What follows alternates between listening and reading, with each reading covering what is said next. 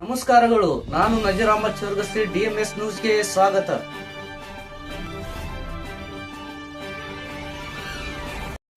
ಶಾಸಕರ ಮಲತಾಯಿ ಧೋರಣೆ ಸಲ್ಲದು. RS ಪಾಟೀಲ್ ಕೂಚಬಾಳ ಆಕ್ರೋಶ. ತಾಳಿಕೋಟೆ ತಾಲೂಕಿನ ಮೇಲೇಶ್ವರ ಗ್ರಾಮದ ಹತ್ತಿರ ಪ್ರಜಾಸೌಧ ಕಟ್ಟಡ ನಿರ್ಮಾಣಕ್ಕೆ ಗುರುತಿಸಲಾದ ಸ್ಥಳವನ್ನು ವಿರೋಧಿಸಿ ನಡೆಯುತ್ತಿರುವ ಧರಣಿ ಸತ್ಯಾಗ್ರಹದ ವೇಳೆ ಮಾಜಿ ಬಿಜೆಪಿ ಜಿಲ್ಲಾ ಅಧ್ಯಕ್ಷ RS ಪಾಟೀಲ್ ಕೂಚಬಾಳ ಶಾಸಕರ ವಿರುದ್ಧ ತೀವ್ರ ಆಕ್ರೋಶ ವ್ಯಕ್ತಪಡಿಸಿದರು. ತಾಳಿಕೋಟೆ ಪಟ್ಟಣದಲ್ಲಿ ಕಳೆದ 13 ದಿನಗಳಿಂದ ನಡೆಯುತ್ತಿರುವ ಧರಣಿ ಸ್ಥಳಕ್ಕೆ ಶಾಸಕರು ಬಾರದೆ ಧರಣಿ ನಿರಂತರ ಮುಂದೆ ಹಾದು ಹೋಗಿ ಸೌಜನ್ಯಕ್ಕೂ ಭೇಟಿ ನೀಡದಿರುವುದು ಖಂಡನೀಯ ಎಂದು ಹೇಳಿದರು. ತಾಳಿಕೋಟೆ ಜನತೆ ನೀಡಿದ ಹೆಚ್ಚಿನ ಮತಗಳನ್ನು ಶಾಸಕರು ಮರೆತಿದ್ದಾರೆ ಎಂದು ಆರೋಪಿಸಿದರು. ಪಟ್ಟಣದ ಜನರ ಋಣ ತೀರಿಸಬೇಕಾದರೆ ಪ್ರಜಾಸೌಧ ಕಟ್ಟಡವನ್ನ ತಾಳಿಕೋಟೆ ಪಟ್ಟಣದಲ್ಲಿಯೇ ನಿರ್ಮಿಸಬೇಕೆಂದು ಆಗ್ರಹಿಸಿದರು. ತಾಳಿಕೋಟೆ ತಾಲೂಕು ಹೋರಾಟ ಸಮಿತಿಯ ಉಪಾಧ್ಯಕ್ಷ ವಿಜಯ್ ಸಿಂಗ್ ಅಜೇರಿ ಮಾತನಾಡಿ, ತಾಲೂಕು ಆಡಳಿತ ಸಂಪೂರ್ಣ ಏಕಪಕ್ಷೀಯವಾಗಿ ನಡೆದುಕೊಳ್ಳುತ್ತಿದ್ದು ತಮ್ಮದೇ ಕುಟುಂಬಕ್ಕೆ ಅನುಕೂಲವಾಗುವಂತಹ ರೀತಿಯಲ್ಲಿ ಕಾರ್ಯನಿರ್ವಹಿಸುತ್ತಿದೆ ಎಂದು ಆರೋಪಿಸಿದರು. ಈಗ ನಿಗದಿಪಡಿಸಿರುವ ಸ್ಥಳ ಕೂಡಲೇ ರದ್ದುಪಡಿಸಬೇಕು ಎಂದು ಒತ್ತಾಯಿಸಿದರು. ಇದು ಧರಣಿ ಸತ್ಯಾಗ್ರಹ 13ನೇ ದಿನವಾಗಿದ್ದು ರಜಪೂತ್ ಸಮಾಜದ ಹಿರಿಯರು ಧರಣಿಯಲ್ಲಿ ಭಾಗವಹಿಸಿದ್ರು. ಈ ಸಂದರ್ಭದಲ್ಲಿ ಹೋರಾಟ ಸಮಿತಿಯ ಅಧ್ಯಕ್ಷ ದಶರಥ್ ಸಿಂಗ್ ಮನ್ಗೋಳಿ, SB ಕಟ್ಟಿಮನಿ, RS ಪಾಟೀಲ್ ಕೂಚಬಾಳ, ಮುತ್ತಪ್ಪ ಚಮ್ಲಾಪುರ್, ಕಾಶಿನಾಥ್ ಮುರಾಳ್, ಮೆಹಬೂಬ್ ಚೋರಗಸ್ತಿ, ಪರಶುರಾಮ್ ತಂಗಡಗಿ, ಪ್ರಕಾಶ್ ಅಜೇರಿ, ಮಯೂರ್ ಪಾಟೀಲ್, ಅಮಿತ್ ಮನ್ಗೋಳಿ, ಮಹೇಶ್ ಚಲವಾದಿ, ರವಿ ಕಟ್ಟಿಮನಿ ಸೇರಿದಂತೆ ರಜಪೂತ್ ಸಮಾಜದ ಹಲವಾರು ಗಣ್ಯರು ಉಪಸ್ಥಿತರಿದ್ದರು. ವರದಿ ನಜೀರ್ ಚೋರಗಸ್ತಿ, DMS ನ್ಯೂಸ್, ತಾಳಿಕೋಟೆ, ನಿಮ್ಮದೇ ಧ್ವನಿ. ಈ ಧರಣಿ ಸತ್ಯಾಗ್ರಹ ಯಾತಕ್ಕೋಸ್ಕರ ಈ ಧರಣಿ ಸತ್ಯಾಗ್ರಹ ನಡೆದಿದೆ ಅಂದ್ರೆ ಪ್ರಜಾಸೌಧ ಅಂದ್ರೆ ತಹಸೀಲ್ದಾರ್ ಆಫೀಸ್ ಹಾಗೂ ಹಿಂದುಳಿದ ಎಲ್ಲ ಆಫೀಸ್ಗಳನ್ನು ಒಳಗೊಂಡಂತ ಪ್ರಜಾಸೌಧ ಆಫೀಸು ಸುಮಾರು ತಾಳಿಕೋಟೆ ಪಟ್ಟಣದಿಂದ 4-5 ಕಿಲೋಮೀಟರ್ ದೂರ ಇರುವ ಮೈಲೇಶ್ವರ ಗ್ರಾಮದ ಹತ್ತಿರ ನಿರ್ಮಾಣ ಮಾಡಲಿಕ್ಕೆ ಸ್ಥಳವನ್ನು ಗುರುತಿಸಿದ್ದಾರೆ. ಅದನ್ನು ವಿರೋಧಿಸಿ ತಾಳಿಕೋಟೆ ಪಟ್ಟಣದಲ್ಲಿ ಪ್ರಜಾಸೌಧ ನಿರ್ಮಾಣ ಮಾಡಬೇಕೆಂದ ತಾಳಿಕೋಟೆ ಹೋರಾಟ ಸಮಿತಿ ಹಾಗೂ ತಾಳಿಕೋಟೆ ಪಟ್ಟಣದ ಸರ್ವ ಸಮಾಜದ ಗುರು ಹಿರಿಯರು ಹಾಗೂ ವಿವಿಧ ಸಂಘ ಸಂಸ್ಥೆಗಳು ಹಾಗೂ ವಿವಿಧ ಅಸೋಸಿಯೇಷನ್ಗಳು ಎಲ್ಲರೂ ಭಾಗವಹಿಸಿ ಆ ಸ್ಥಳವನ್ನು ವಿರೋಧ ಮಾಡಿ ಸುಮಾರು 1.5 ತಿಂಗಳಿಂದ ಪ್ರತಿಭಟನೆ ರ್ಯಾಲಿ, ತಾಳಿಕೋಟೆ ಬಂದ್ ಹಾಗೂ ಇನ್ನಿತರ ಉಸ್ತುವಾರಿ ಸಚಿವರಿಗೆ ಎಲ್ಲರಿಗೂ ಆ ಸ್ಥಳವನ್ನು ವಿರೋಧ ವೈಖರಿ ಎಲ್ಲರಿಗೂ ಮನವಿ ಕೊಟ್ಟೇವೆ. ಮೂಲಕ ಈ ಧರಣಿ ಸತ್ಯಾಗ್ರಹದಿಂದ 12 ದಿನಗಳಿಂದ ಈ ಧರಣಿ ಸತ್ಯಾಗ್ರಹ ಹಮ್ಮಿಕೊಂಡಿದೆ.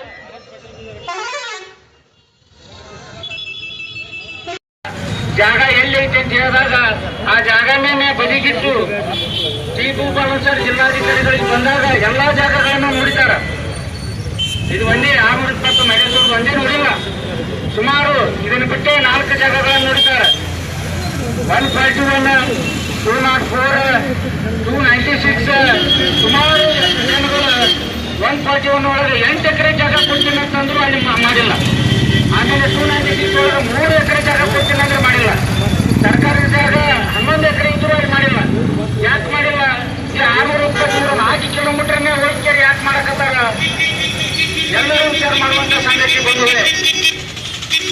ಯಾಕಂತಂದ್ರೆ ಇದು ಈ ಸತಿ ಇರುವಂತ ತಹಸೀಲ್ದಾರ್ ಅವರ ಕುಟುಂಬದ ಜಮೀನು. ಈ ಸತಿ ಏನು ಹೋಗಾರ ಅಂತ ಅದಲ್ಲ, ಅವ್ರ ಕಾಕರ ಜಮೀನು. ಕಾಕರು ಹಾಗೂ ಇನ್ನಿತರ 2-3 ಸೇರಿಕೆ ಆ ಜಮೀನು ತಗೊಂಡಿಕೆ ಪ್ರಜಾಸೌಧ ಕೋಟ್ರ ಆಯ್ತು. ಇನ್ನುಳಿದ ಸುತ್ತಮುತ್ತಲಿನ ತಮ್ಮ 56 ಎಕರೆ ಸುಮಾರು ಒಂದು 86 ಎಕರೆ ಜಮೀನನ್ನ ಎಲ್ಲ ವಾಣಿಜ್ಯೀಕರಣ ಆಗತ್ತ, ನಮಗೆ ಅನುಕೂಲ ಆಗತ್ತೆ ಅಂತ ಹೇಳ್ತಾರೆ. ಆ ಜಮೀನವನ್ನ ನಿಯಮ ಬಾಹಿರವಾಗಿ ಸರ್ಕಾರದ ಸುತ್ತಲ ನಿಯಮಗಳನ್ನ ಎಲ್ಲವನ್ನ ಗಾಳಿಗೆ ತೂರಿ ಆ ಜಮೀನವನ್ನ ಸರ್ಕಾರಕ್ಕೆ ಒದಗಿಸಿಕೊಟ್ಟಾರ. ಈ ಜಮೀನವನ್ನ ಸರ್ಕಾರ ನಾವು ಗುರುತಿಸಿ ಇದನ್ನೇ ಫೈನಲ್ ಮಾಡುವಂತ ಯಾವ ಜಿಲ್ಲಾಧಿಕಾರಿಗಳು ಹೇಳಿಲ್ಲ. ಹಾಗೂ ಜಿಲ್ಲಾಧಿಕಾರಿಗಳು ಇದನ್ನೇ ಖರೀದಿ ಮಾಡ್ಕೊಂಡ್ರೆ ಅಂತ ಹೇಳ್ತಾರೆ, ಆ ಪತ್ರ ವ್ಯವಹಾರನೂ ಮಾಡಿಲ್ಲ. ಆದರೂ ಕೂಡ ತಮಗೆ ಅಧಿಕಾರ ಐತೆ ಅಂತ ಹೇಳಿಕೆ ತಾವೇ ಖರೀದಿ ಹಾಕೊಂಡ್ಬಂದು ರಾಜ್ಯಪಾಲರ ಹೆಸರಿಗೆ ಖರೀದಿ ಹಾಕೊಂಡ್ಬಂದು ಆ ಜಾಗ ರಾಜ್ಯಪಾಲರ ಖರೀದಿ ಹಾಕಿಯವರು ಕೊಟ್ಟೈತಿ ಪ್ರಜಾಸೌಧಕ್ಕೆ ಈಗಾಗಲೇ ಅಂತ ಹೇಳಿಕೆ ಅದನ್ನ ಪ್ರಜಾಸೌಧಕ್ಕೆ ಸ್ಥಳ ಗುರುತು ಮಾಡ್ಯಾರ. ಅದಕ್ಕೆ ಈ ಊರಿನ ಜನ ಅದನ್ನೆಲ್ಲ ಗಮನಿಸಿ ಆ ಸ್ಥಳವನ್ನ ಅಲ್ಲಿ ಮಾಡಿದ್ರೆ ಅಂದ್ರೆ ಎಲ್ಲ ತಾಲೂಕಿನ ಜನತೆಗೆ, ತಾಳಿಕೋಟೆ ಪಟ್ಟಣ ಹಾಗೂ ಎಲ್ಲ ತಾಲೂಕಿನ ಜನತೆಗೆ ಅನಾನುಕೂಲ ಆಗುತ್ತೆ.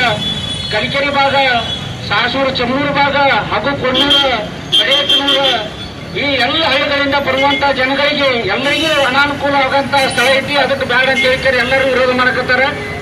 ವಿರೋಧ ಹೆಂಗ್ ಮಾಡ್ಯಾರ ಅಂದ್ರೆ ತಾಳಿಕೋಟೆ ಪಟ್ಟಣದಾಗ 25/2/2026 ಅವತ್ತೇನು ಸಂಪೂರ್ಣ ಬಂದ್ ಇತ್ತಲ್ಲ, ಅವತ್ತೇ ಶಾಸಕರಿಗೆ ಜಿಲ್ಲಾಧಿಕಾರಿಗೆ ಸಂಪೂರ್ಣ ಬಂದ್ ಮಾಡಿ ಆ ಜಾಗದ ವಿರೋಧ ಐತೆ ಅಂತ ಹೇಳ್ಕೇರಿ ಅವಾಗೇ ಮನದಟ್ಟು ಮಾಡ್ಕೇರಿ ಕೊಟ್ಟಾರ ನಮ್ಮ ತಾಳಿಕೋಟೆ ಪಟ್ಟಣ ಜನತೆ.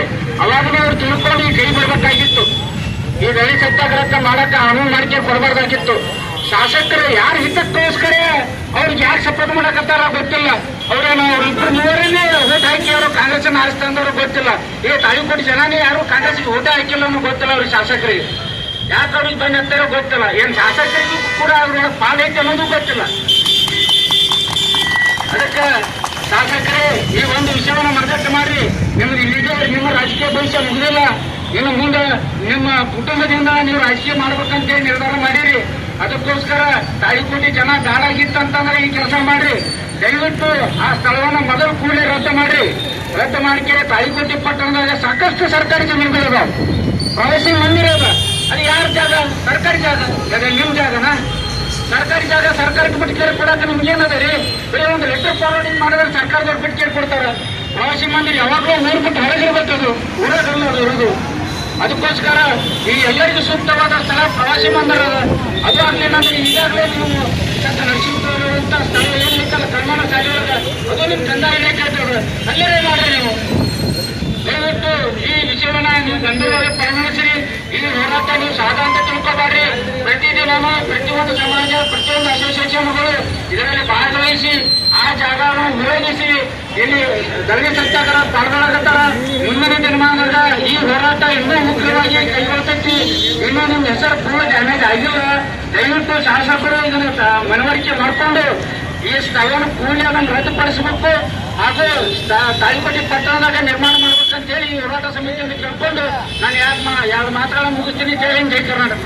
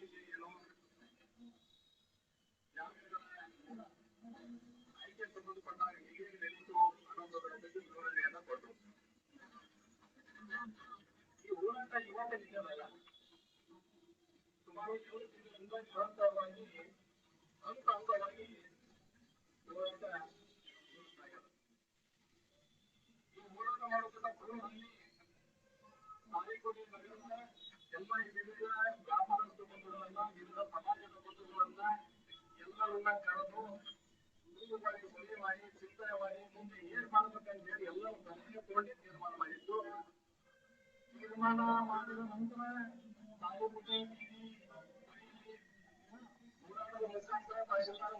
ತತ್ವವನ್ನ ದೊಡ್ಡದಾಯಿತು. ಶಾಸಕರಿಗೆ, ಸಚಿವರಿಗೆ, ಜಿಲ್ಲಾಧಿಕಾರಿಗಳಿಗೆ ಪ್ರಯತ್ನ ಆಯಿತು.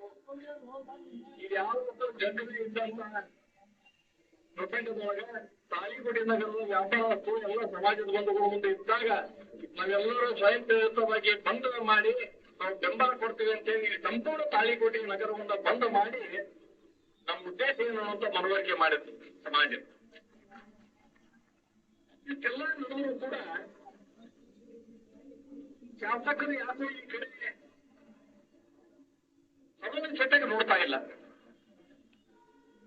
ಬೇರೆ ಕೆಲಸದ ನಿಮಿತ್ತ ಬೇರೆ ಬೇರೆ ಪ್ರವಾಸಗದಾರ ಅಂತ ಹೇಳಿ ಕಳೆದ 5-6 ದಿವಸ 7 ದಿವಸದಿಂದ ಜನ ಕಾಯ್ತಿತ್ತು.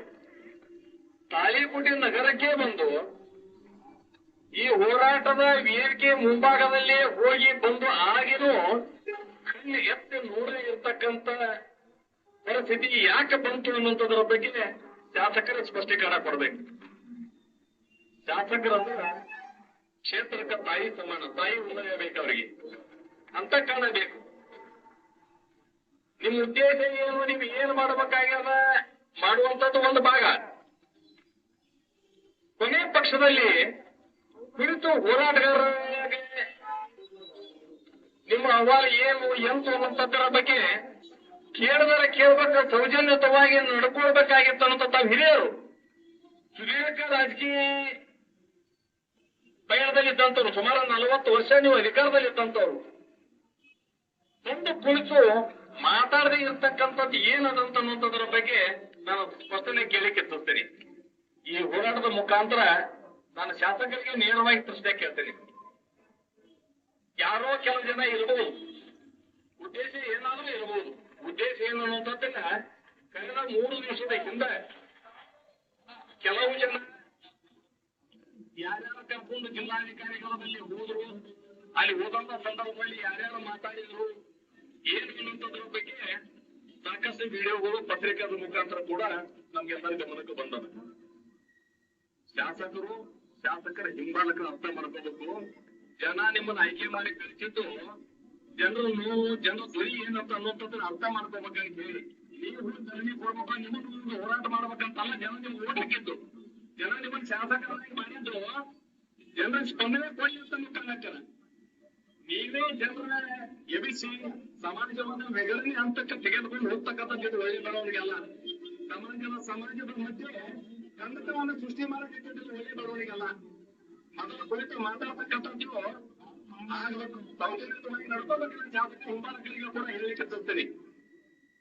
ಸ್ವಾರ್ಥ ಇಲ್ಲ, ನಮಗೇನು ಸ್ವಾರ್ಥ ಇಲ್ಲ, ನಾವು ದಾನ ಕೊಟ್ಟಿವಿ ಮಾಡಿ ಅನ್ನುವಂಥದ್ದು ಹೇಳ್ಕೊಂಡ್ರು ಇಲ್ಲಿ ಕುಳಿತಿರ್ಬೋದು. ಯಾವ ಸ್ವಾರ್ಥ ಅದ? ನಾವೇನು ರಾಜಕೀಯ ಉದ್ದೇಶಕ್ಕೆ ಮಾಡಕತ್ತಿಲ್ಲ. ರಾಜಕಾರಣ ಮಾಡಕ್ ಸಾಕಷ್ಟು ಬೇಡಿಕೆಗಳು ನಮ್ಗೆ ಬಹಿರಂಗವಾಗಿ ಅದ, ಬಹಿರಂಗವಾಗಿ ರಾಜಕಾರಣ ಮಾಡ್ತೀವಿ. ಇದ್ರೊಳಗೆ ಏನ್ ರಾಜಕಾರಣ ಅದ? ಇದೇ ಕಾರಣಕ್ಕೆ ಹಂತ ಹಂತವಾಗಿ ಯೋಚನೆ ಮಾಡಿ ಹೆಚ್ಚಿರ್ತಾ ಇರೋದು. ಶಾಸಕರಲ್ಲಿ ನಾವು ಒಂದು ಪಕ್ಷದ ಒಬ್ಬ ಪ್ರಮುಖ ಕಾರ್ಯಕರ್ತನಾಗಿ ಬಂದಿಲ್ಲ, ಒಬ್ಬ ಊರಿನ ನಾಗರಿಕನಾಗಿ ನಮ್ಮ ಶಾಸಕ ಅನ್ನೋ ಕಾರಣಕ್ಕೆ ನಾನು ಗೌರವವಾಗಿ ನಡ್ಕೋಬೇಕು ಅನ್ನೋ ಕಾರಣದಿಂದ ಎಲ್ಲಾ ಸಮಿತಿಯನ್ನು ಒಳಗೊಂಡು ನಾನೇ ಕೂಡ ನಿಮ್ಮ ಹತ್ರ ಬಂದಿರಿ. ಅದ್ರೊಳಗೆ ಏನ್ ರಾಜಕಾರಣ ಅದು ಅಂತ ನೀವು ಬಂದೊಂದು ಬಾರಿ ಅವಲೋಕನ ಮಾಡ್ಕೊಡ್ರಿ. ನೀವು ಬಂದೊಂದ್ ಸರಿ ಕುಳಿತು ಮಾತಾಡ್ರಿ. ಇವತ್ತು ಹೇಳಿರುತ್ತೆ, ಇವತ್ತು ಎಲ್ಲಾ ಗ್ರಾಮಾಂತರ ಪ್ರದೇಶ ಪ್ರವಾಸ ಮಾಡಾಮು, ಇವತ್ತು ಊರವಾಗಿ ಜನರ ಕೇಳಮು. ಆದ್ರೂ ದೂರ ಆಗ್ತದೋ ಇಲ್ಲ ಅನ್ನೋದ್ರ ಬಗ್ಗೆ ಸ್ಪಷ್ಟೀಕರಣ ಕೊಡ್ಬೇಕು. ಈಗ ಅಲ್ಲಿ ಏನು ಕೊಡ್ತಾರೋ ಅವರು ನನ್ನ ಸ್ನೇಹಿತರೇ, ಅನೇಕ ವರ್ಷಗಳಿಂದ ಕೂಡಿ ಬಂದಿವಿ, ಸ್ನೇಹಿತರೆ. ಇದು ಜನರ ಸಮಸ್ಯೆ. ನಾನು ರಾಜಕಾರಣ ಆಗಿರಲ್ಲ, ಜನರ ಬಗ್ಗೆ ಚಿಂತನೆ ಮಾಡಬೇಕು, ಜನರ ಬಗ್ಗೆ ಯೋಚನೆ ಮಾಡಬೇಕು. ಇಲ್ಲೆಲ್ಲ ಗೆಳೆತನ ಸಂಬಂಧ ವ್ಯವಹಾರ ಇಲ್ಲಿ ಯಾವುದು ಬರುತ್ತಿಲ್ಲ. ಈ ಬಗ್ಗೆ ನಿಜವಾಗಿಯೂ ನನ್ನ ಆತ್ಮಸಾಕ್ಷಿಯವರಿಗೆ ಭಗವಂತನ ಸಾಕ್ಷಿಯಾಗಿ ನೋಡಿ ಒಳ್ಳೆಯದಾಗಬೇಕನ್ನೋದು ಚಿಂತನೆವಾಗಿ ನಾವಿದ್ದೀವಿ. ಯಾವುದೇ ಪ್ರಾರ್ಥನೆ ಇದೆ, ನನಗೇನಲ್ಲಿ ಅವನಾಗಬೇಕಾಗಿಲ್ಲ, ನಾನು ಕೆಲಸ ಕೇಳಿಸ್ಕೊಂಡು ನನಗೇನು ಮಾಡ್ಬೇಕಂತಲ್ಲ. ಆದ್ರ ಜನ ಹಿತ ಮುಖ್ಯ. ಕೆಲಸದ ನಂತರ ಆ ಕೆಲಸದ ದುರುಪಯೋಗ ಆಗ್ತದಂದ್ರೆ ಕೆಲಸದ ಬಗ್ಗೆ ಯೋಚನೆ ಮಾಡ್ಬೇಕು. ನಾನು ಜನರಲ್ಲಿ ಯಾವಾಗ ಬರ್ತದೆ ರಾಜಕಾರಣ ಇದೆ, ಎಲ್ಲರೇ ಇರಲಿ, ಜನರ ವರ್ತಿಗಾಗಿ ಪ್ರಯತ್ನ ಮಾಡ್ತಕ್ಕಂಥ ಎದುರೇ ನಾನು ಅನೇಕ ಸಂದರ್ಭದಲ್ಲಿ ಹೇಳಿದ್ದೀನಿ. ಅದು ಪ್ರತಿಯೊಂದು ಇಡೀ ಊರು ಬಂದಾಗ ಇವತ್ತು ಕೇಳಿಸ್ಕೊಂಡಾಗ ಕಾಣ್ತಾರೆ. ಆ ರೀತಿ ನಿರ್ವಹಿಸತಕ್ಕಂಥವ್ರು ಪ್ರತಿಯೊಂದು ನೀವು ಊರಿಗೆ ಸಾಕಷ್ಟು ಅನ್ಯೋನ್ಯ ಸಂಬಂಧದ ಬಾಂಧವ್ಯದಲ್ಲಿ ಬಂದಿರ್ತಾರೆ. ಯಾರಿಗೆ ಗೊತ್ತಿಲ್ಲ, ನಾ ಏನೇ ಮಾತಾಡೋದು ಇದೇ ಬಗ್ಗೆ ಮಾತಾಡಿದ್ವಿ, ಎಂದು ಇದ್ರ ಬಗ್ಗೆ ಮಾತಾಡಿ ಇರ್ತಕ್ಕಂಥದ್ದು ಯಾರು ಮಾತಾಡಿಲ್ಲ. ಅದಕ್ಕೆ ನಾನು ಈ ಹೋರಾಟದ ಮುಖಾಂತರ ಹೇಳಿಕೆ ಕೊಡ್ತೇನೆ. ತಕ್ಷಣವೇ ಇನ್ನೊಂದು ಅಪೇಕ್ಷೆ ಪಡ್ತೇನೆ. ಈ ಹೋರಾಟಕ್ಕಿಂತ ಮೊದಲು ಸಾಕಷ್ಟು ಗ್ರಾಮೀಣ ಪ್ರದೇಶದಾಗ ನಾವ್ಯಾಕೆ ಮಾತಾಡ್ತಿದ್ರು, ನಮ್ಗೆ ಯಾಕೆ ಕೇಳಾಕತ್ತಲ್ಲ. ಅದರಿಂದ ನಾವು ಹೇಳಿ ನಾವು ಟ್ಯಾಕ್ಟರ್ ನಾವು ಕೊಡ್ತೀವಿ. ಪ್ರತಿಯೊಂದು ಮಾತಾಡಿ ಪ್ರತಿ ನಾವು ತಾಳಿಕೋಟೆ ಬಂದು ತಾಳಿಕೋಟೆಯಿಂದ 3 ಕಿಲೋಮೀಟರ್ ಹೋಗಿ ಅಲ್ಲಿಂದ ಮತ್ತೆ 60 ಕಿಲೋಮೀಟರ್ ನಡ್ಕೊಂಡು ಕೆಲಸ ಕಾರ್ಯಗಳು ಮಾಡಬೇಕು. ಇವತ್ತು ವಾಹನ ಇದ್ದಾವ, ಅನುಕೂಲ ಇದ್ದಾವ, ವಾಹನ ಇರ್ತಾನೆ. ಆಮೇಲೆ ನಾವೇನ್ ಮಾಡ್ಬೇಕಂತ ಗ್ರಾಮ ಮಕ್ಕಳಿಗೆ ಜನಪ್ರತಿನಿಧಿ ಕೇಳಾಕತ್ತಾರ. ಈ ತಾಲೂಕಿಗೆ ಸಂಬಂಧಪಟ್ಟಂತ ಎಲ್ಲ ಒಂದು ಇಲಾಖೆ ಯಾರಿಗೋ